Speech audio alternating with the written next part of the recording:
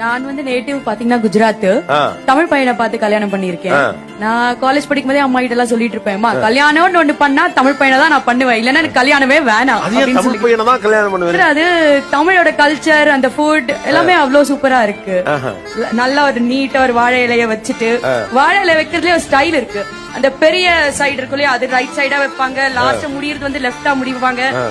கூட்டு, பொரியல், அப்பளம், ஊறுகாய் எல்லாம் வச்சுட்டு சாதம், ரசம், மோர் குழம்பு, சாம்பார், கார குழம்பு வேற மாதிரி இருக்கும் சார். ஒரு கம்ப்ளீட்டான ஒரு சிவிலைஸ்ட் ஃபுட், கம்ப்ளீட் ஃபுட் இல்ல, அறுசுவையும் அதுல இருக்கும்னு சொல்லுவாங்க. நான் என்னடா சும்மா சொல்றீங்களா அப்படின்னு அப்புறம் பார்த்தாலும் தெரியுது எல்லாமே இருக்குடா, ஒத்துக்கிறேன் நான்.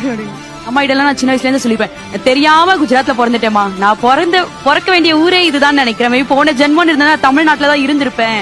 எனக்கு அந்த அளவுக்கு வந்து ஒரு பாண்டிங்கா இருக்கு. பிறந்தது வேணா அங்க இருக்கலாம், ஆனா வாழணும் இந்த வாழ்க்கை முழுக்க அப்படின்னா நான் தமிழ்நாட்டுல தான் இருக்கணும், தமிழ்நாட்டை விட்டு நான் எங்கேயோ போக மாட்டேன்ற ஒரு இதுல இருக்கேன்.